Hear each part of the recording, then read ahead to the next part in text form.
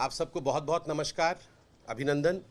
एक short notice में आप लोग यहाँ आए हैं, इसके लिए बहुत धन्यवाद।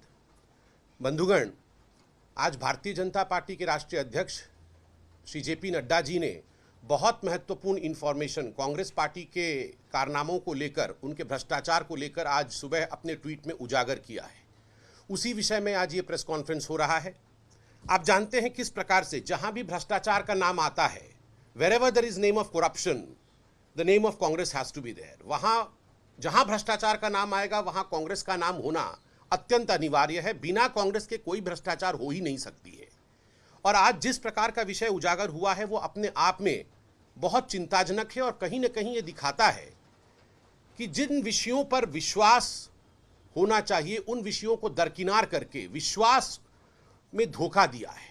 जनता विश्वास करके पीएम नेशनल रिलीफ फंड में डोनेशन देती है और जनता के इसी विश्वास पे विश्वासघात करने का काम कांग्रेस पार्टी ने किया है।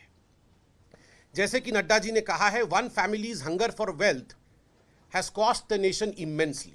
यह जो परिवार है, ये जो देश में एक ऐसा परिवार है जो सोचती है कि देश उसी का है, इसी परिवार ने अपने हंगर फॉर वेल्थ के लिए कि सारा जायदाद सारे पैसे हमारे ही पास आ जाएं, उस कारण से जिस प्रकार के घृणित कृत्य को अंजाम दिया है उसका आज पर्दाफाश हम करने वाले हैं।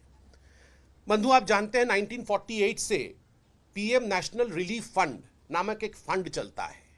इस फंड का मुख्य काम क्या है? इस फंड का मुख्य काम है जो लोग नेचुरल कैलामिटीज में मारे जाते हैं उनके परिवारों के विषय में चिंता करना और उनके विश्वास को जीतना, उनको खड़ा करना, उनको आगे बढ़ाने का प्रयास करना।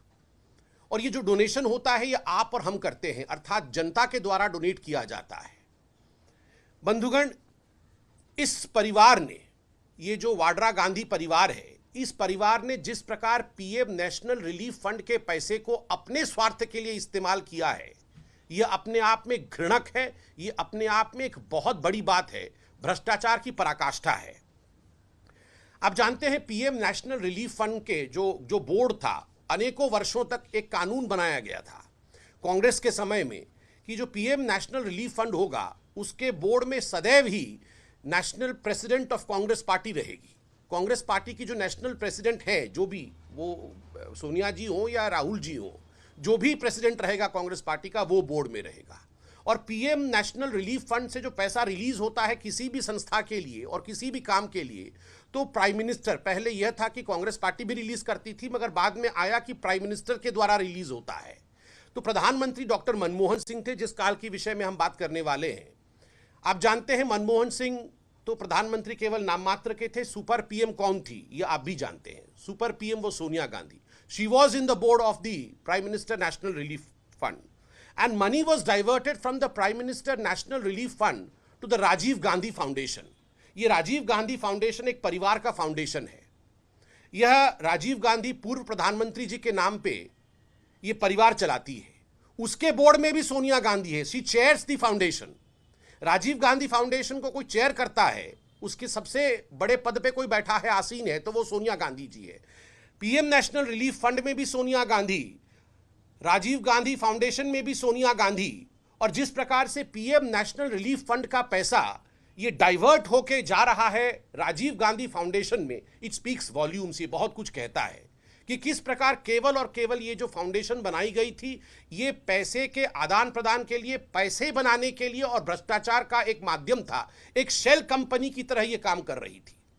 कल आपने देखा था चीन से पैसा लेना, चीन के एम्बेसी से पैसा लेना, चीन की सरकार से पैसा लेना, और आज ये इतना बड़ा खुलासा है कि पीएम नेशनल रिलीफ फंड से भी राजीव गांधी फाउंडेशन पैसा ले रही थी। और अगर मैं गलत नहीं हूं, आप लोग मुझे ठीक कर देना, जाकिर नायक जो एक आतंकी सरगना के ऊपर, जिसके ऊपर इन्वेस्टिगेशन भी चल रही है, जो अभी देश से भागा हुआ है, उससे भी डोनेशन लिया था कांग्रेस पार्टी ने, शायद इसी फाउंडेशन ने लिया था। और ये पैसे वापस भी करने पड़े थे जब भारतीय जनता पार्टी ने इसका खुलासा किया था।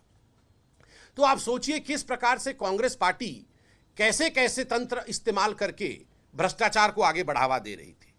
बंधुगण, इसमें एक बहुत बड़ा खुलासा है जो अभी आपके सामने हम रखने वाले हैं। आपको जान के आश्चर्य होगा कि पीएम नेशनल रिलीफ फंड में भी सोनिया गांधी राजीव गांधी फाउंडेशन में भी सोनिया गांधी, और जो ऑडिटर होता है पीएम नेशनल रिलीफ फंड का, उसमें भी कांग्रेस है। कम से कम ऑडिटर, अगर ये सब घपले हो रहे थे, पकड़ में क्यों नहीं आ रहा था? ये तो आप सवाल पूछेंगे ही, देश भी सवाल पूछेगा, क्यों पकड़ में नहीं आ रहा था? बंधुओं, इसलिए पकड़ में नहीं आ रहा था क्योंकि ऑडिटर भी परिवार का ही था, और ऑडिट कंपनी का नाम था ठाकुर वैद्यनाथन अय्यर कंपनी। ठाकुर वैद्यनाथन अय्यर कंपनी, और इसके जो फाउंडर थे, इसके जो मुख्य व्यक्ति थे, जो मुखिया थे, उनका नाम है, आप सब लिखें और देश याद भी रखे, रामेश्वर ठाकुर।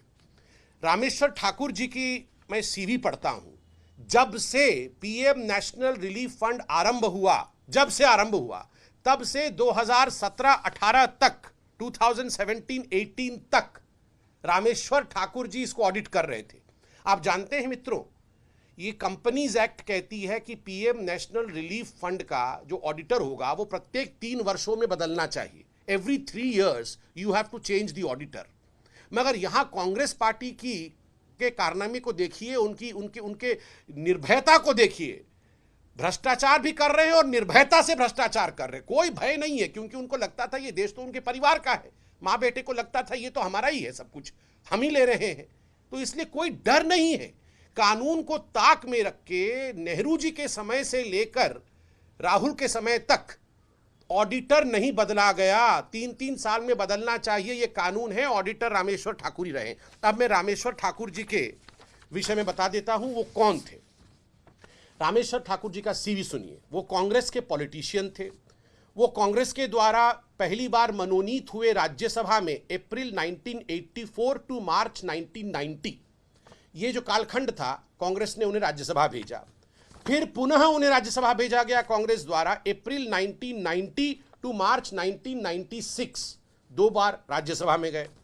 उसके बाद union minister of finance, revenue and rural development and parliamentary affairs from June 1991 up to December 1994। सोचिए, ऑडिटर थे वो पीएम नेशनल रिलीफ फंड के, और वो union minister of finance revenue थे। ये सब चल रहा था कांग्रेस के समय में। Appointed to governor of Odisha on 17 November 2004। 2004 में गवर्नर बन गए, ऑडिटर थे तब भी वो। Handled additional charge of governor of Andhra Pradesh from 29 January 2006 to 22 August 2007। Andhra Pradesh के भी गवर्नर बने। Appointed the 15th governor of Karnataka on 21 August 2007 and governor of Madhya Pradesh from 2009 to 2011। 4 राज्यों के गवर्नर बने, राज्यपाल बने, union minister of finance revenue बने, पार्लियामेंट्री अफेयर्स मिनिस्टर, 2 बार राज्यसभा। और ये वो व्यक्ति है जिसके अंतर्गत पीएम नेशनल रिलीफ फंड का ऑडिशन रखा हुआ था कि ये ऑडिटर है उसके। और ये क्या कर रहे थे? पीएम नेशनल रिलीफ फंड से मां बेटे के कहने पर कि इतने पैसे हमें यहां दे दो, राजीव गांधी फाउंडेशन मतलब अपने घर पे, ये ट्रांसफर कर रहे थे। ये इस प्रकार का पूरा कारनामा चल रहा था।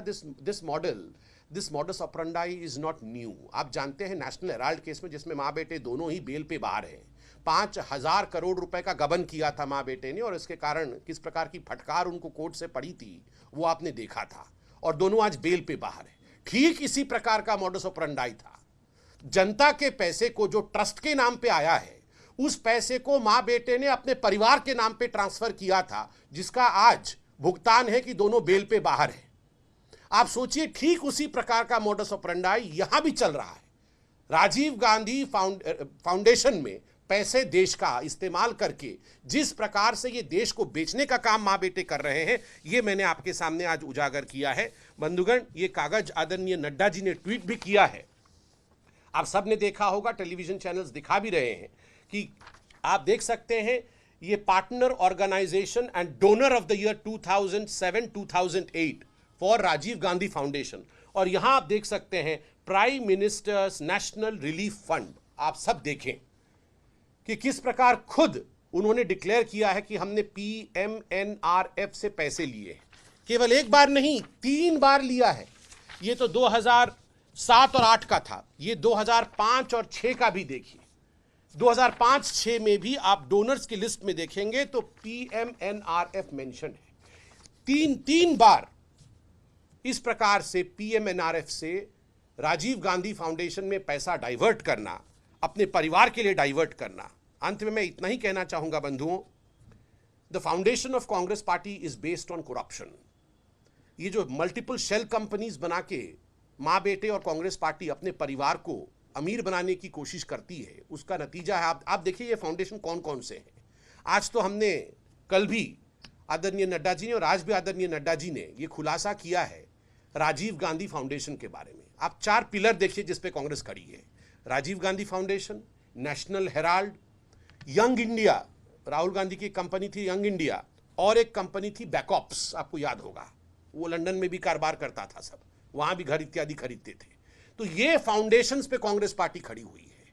ये सारे भ्रष्ट कंपनियां, ऐसी कंपनियां जिनको शेल कंपनी कहना बुरा नहीं होगा, जो देश को धोखा देकर पैसा ऐंठते हैं लोगों से और उसको केवल और केवल एक परिवार के निहित स्वार्थ के लिए इस्तेमाल करते हैं। आज तो ये कहना अतिशयोक्ति नहीं होगा कि corruption and conspiracy is thy name. Corruption and conspiracy is thy name Congress. अगर आपका कभी पर्यायवाची शब्द व्याकरण में भविष्य में लिखा जाएगा तो पर्यायवाची शब्दों में लिखा जाएगा कि भ्रष्टाचार माने कांग्रेस, षड्यंत्र माने कांग्रेस। यही सच्चाई है। और जिस प्रकार से रोज माँ बेटे के खुलासे हो रहे हैं, मुझे लगता है कि तुरंत सोनिया जी को प्रेस कॉन्फ्रेंस करके चीन के बारे में, भारत के सेना के मोराल को डाउन करने के लिए तुरंत वो कागज लेके आके एक प्रेस कॉन्फ्रेंस करती हैं। जब परिवार का खुलासा हो रहा है, क्यों नहीं वो खुलासा करने के लिए आती हैं? वो क्यों नहीं आके सफाई देती हैं? उनको सब, पूरे दुनिया से माँ बेटे को सफाई चाहिए। प्रधानमंत्री बोले, आर्मी के चीफ बोले, वित्त मंत्री बोले, डिफेंस मिनिस्टर बोले, रक्षा मंत्री बोले, सभी बोले, ये ट्वीट खेलते रहते हैं। ये इतना बड़ा जो उजागर किया गया है, ये क्यों नहीं बोले? ये क्यों नहीं बोले? राजमाता हैं क्या कि आप नहीं बोलेंगे और बाकी सब बोलेंगे और आप चुप रहेंगे? You are no queen madam, you have written the script of corruption, you have to come and explain. Thank you.